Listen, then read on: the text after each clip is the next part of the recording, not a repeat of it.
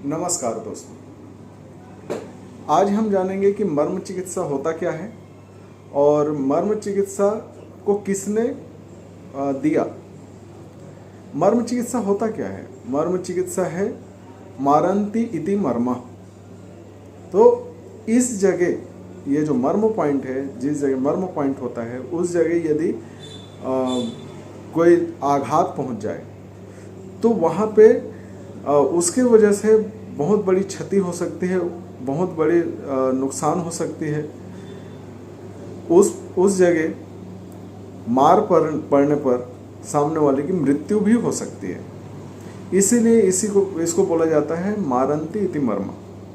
ठीक है, ये हमारे महर्षि सुश्रुत ने ये बताया था कि इस जगह सर्जरी यदि किया जाए तो सामने वाले मर भी सकते हैं, सामने वाले को बहुत बड़ा आघात पहुंच सकता है, उसके वजह से कोई अंग काम ना करे ऐसा भी हो सकता है। तो इसी वजह से जब भी सर्जरी करते हैं, जितने भी सर्जन्स हैं उन लोगों को ये हिदायत दिया जाता है कि इस पॉइंट को आपको टच नहीं करना है, इस पॉइंट को आपको कट नहीं करना है। यदि इस पॉइंट को आपने कट कर दिया तो इसके वजह से सामने वाले की मृत्यु भी हो सकती है, ऐसा बताया जाता है। तो इसी को ध्यान में रखते हुए इसको क्या किया गया कि इस पॉइंट को यदि देखिए, जिस जगह स्विच ऑफ होता है उसी जगह ही स्विच ऑन होता है।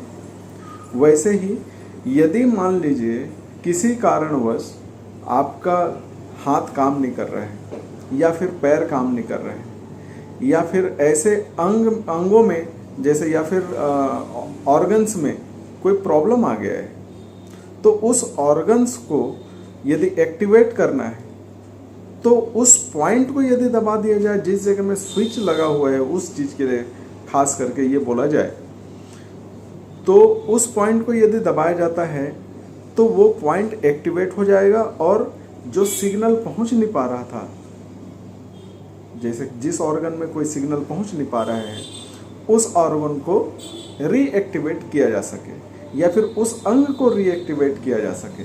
तो ऐसे जिस जगह स्विच है उसी जगह को दबाना पड़ेगा। मेरा कहने का मतलब ये है कि आप स्विच को ध्यान दीजिए कि किस जगह वो स्विच है। ठीक है, ये जो मर्म पॉइंट है ये रहता कहाँ है? ये मांसपेशियों और शिराओं का जंक्शन होता है।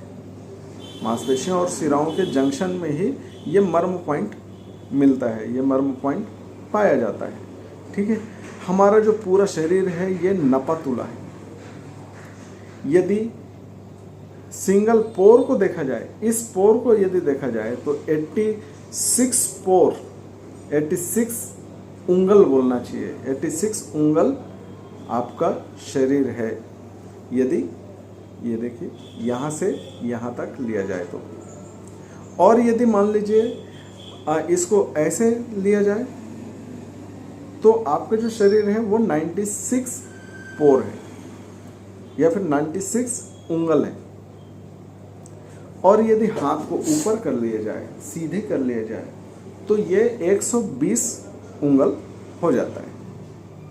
तो इस तरीके से हमारा शरीर पूरा नपातुला है।